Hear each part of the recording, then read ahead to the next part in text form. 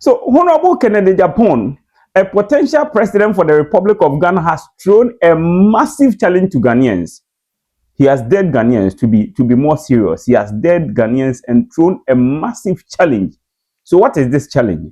So, as we all know, His Excellency John Dramani Mahama, who is the president of the Republic of Ghana, after 2028 will no longer be a president for the Republic of Ghana. Because why? The Ghanaian constitution does not permit him to run for elections again. So in normal legal parlance or legal terms, we say that he will be eligible to run for the presidency again. So he will be leaving. And in fact, he's made that statement clear to Ghanaians. So Ghana right now is on a hunt looking for a replacement for John Dramani Mahama when he leaves office. And the main opposition party, the new Patriotic Party, which is the NPP, are conducting their primaries. They are looking for their flag bearer to lead the new Patriotic Party in the 2028 general elections in Ghana. Take note. So because the NDC are in power and His Excellency John Dramani Mahama is currently leading the country, maybe if there are any underground works going on as to who will lead the NDC to come into battle against the NPP in the 2028 elections, we don't know that yet. Now let's focus our attention on the new Patriotic Party, the NPP, and his, I was almost going to say His Excellency Kennedy Agyapong, but he is not His Excellency yet because he is now aspiring to be the presidential candidate for the new Patriotic Party and then try to convince Ghanaian voters to vote for him. So he, Kennedy Agyapong, in the NPP presidential primaries the last time, in the runoff to the 2024 elections in Ghana, lost the flag bearership to Dr. Mahmoud Bawumia, who was the then vice president of the Republic of Ghana, to former president Nana Akufo-Addo. Now, Kennedy Agyapong has set the ground running. He's campaigning to convince NPP voters, and not just NPP voters, the delegates, to vote for him to become the flag bearer of the new Patriotic Party in the 2028 general elections in Ghana. Now, this is where it gets interesting.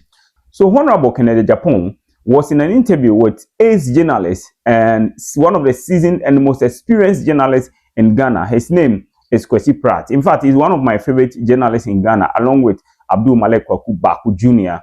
These guys actually hold a lot in terms of Ghana's political history, in terms of the journalism side. They know a lot about it. So he was in an interview with Kwesi Pratt, and he made some stunning revelations about Ghana and what Ghana potentially stands to gain from the world. But he also dared Ghanaians and then threw a massive challenge.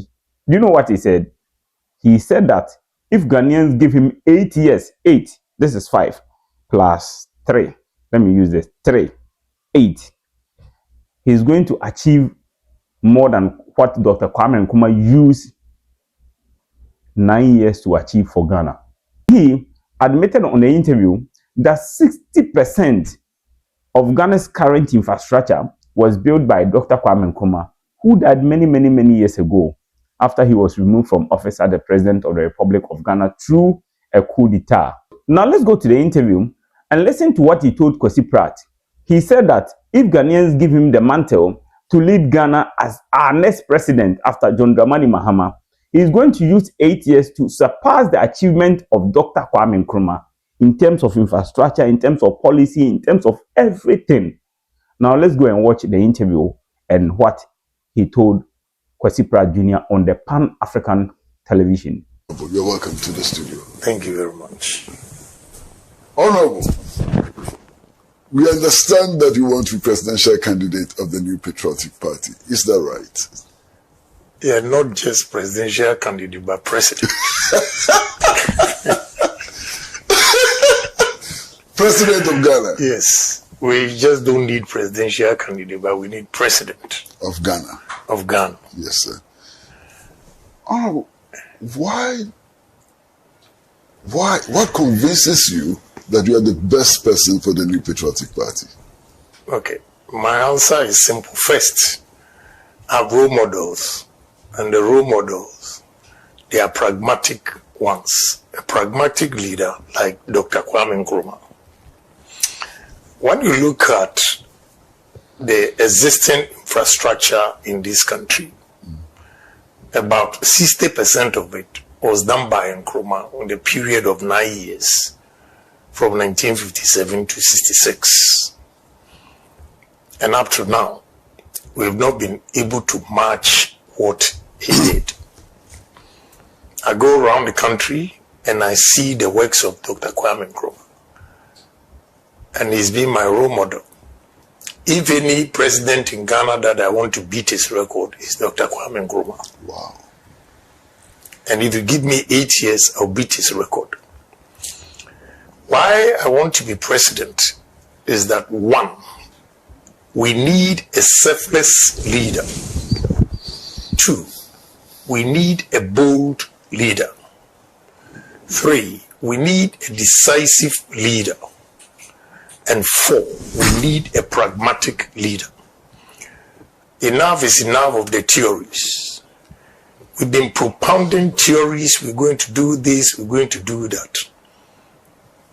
And I feel, first, we are not on top of the game because we have to be brilliant on the basics.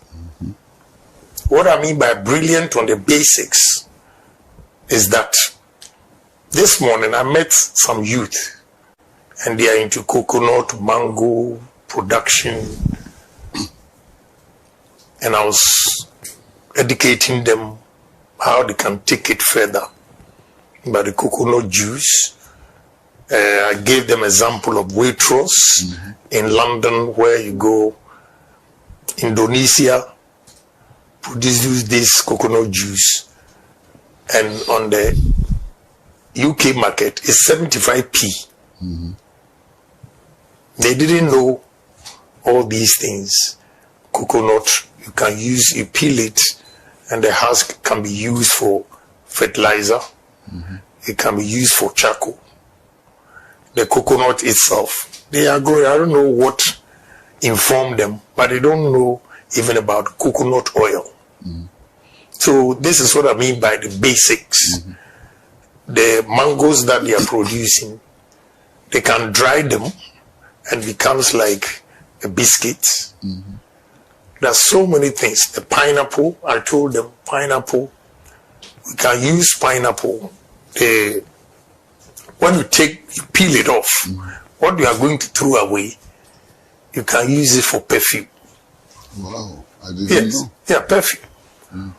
Then you don't know the branches. When you go to Kenya, you see, they use it for sneakers. Pineapple, Kwesi, plantain, and banana, the stem. We use it for this carpet here. Then the fugu, the thread that they use for fugu, is also from, you can use plantain stem. They use it for diapers. They use it for tampers. But here, we throw them away. Cassava. We can produce or use cassava to produce about 32 different products. If you go to Thailand, then they put biscuits, cassava biscuits. You won't believe it. That is coming from cassava.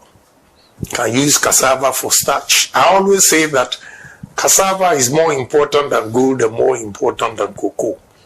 Because one product, if you can use it for one raw material, that you can use it for over 32 products, then gold can't match it.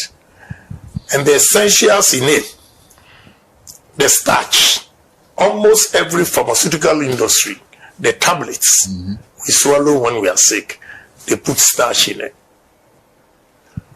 So the demand for starch from our cassava that we use for garli, agbelema, fufu, and all those things, we can do better than that. We use cassava for ethanol. What are we doing? This is what I mean by basics. We have to be brilliant on the basics. When you go to maize, because you'll be surprised that Ghanaians, about 90% of the population, do not know that we have maize oil. One important personality, top official, came to my house in New Jersey. I was talking about this. He didn't know. I drove him to Whole Foods and bought a gallon of it.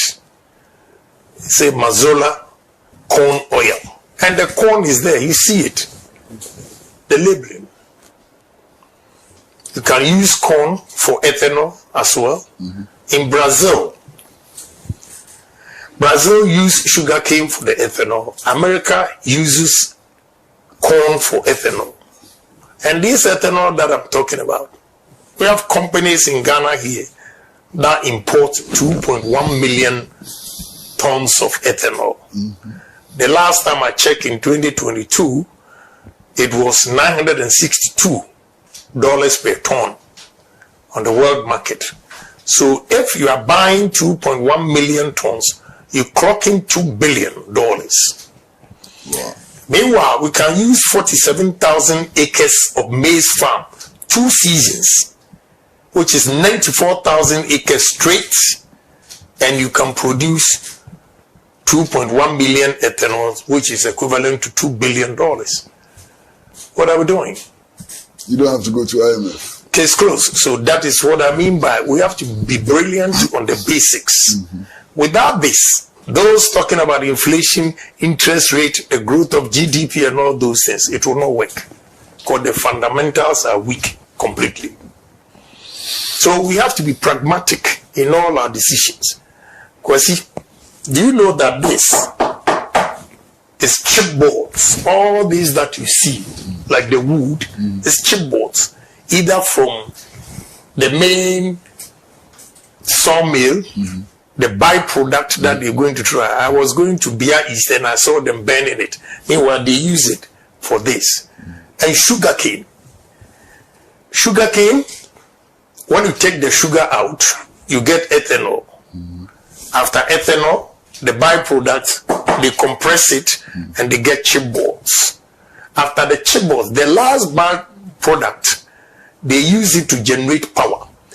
Almost every sugar plant that I visited in India, Kulapu, Lokna, and all those things, they generate their own electricity. And excess is supplied to the national grid with sugarcane. So what they were doing at Central Region, I was just laughing. They don't know what to do. So, Honorable, Thank you very much for watching this particular video. Let us know your thoughts and comments in the comment section, your opinions.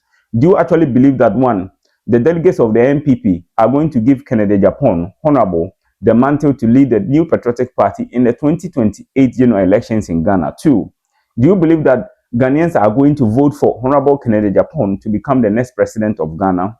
And then 3, do you believe that if Honorable Kennedy Agyapong eventually becomes the president of Ghana, he is going to be able to surpass the achievement of Osagyefo Dr Kwame Nkrumah, the greatest African, debatably, his achievement in 9 years that he used to build for Ghana in 9 years? Do you believe that Honorable Kennedy Agyapong can actually use that number of years that he is claiming, 8 years, to achieve more than Dr Kwame Nkrumah? Let us know your comments, your opinions, your thoughts in the comment section. Don't forget to like this particular video, share it, and comment. Most importantly, subscribe to this channel so that the video can reach more people. If you like, share the link to your fellow Ghanaian brothers and sisters for them also to watch, and also to any African that you know, because Dr Kwame Nkrumah is one of the most respected Africans in the history of Africa, and his name goes beyond Africa to the rest of the world, to Asia here, to Europe, and then to the Americans, and then the rest of the world. Dr Kwame Nkrumah is a huge figure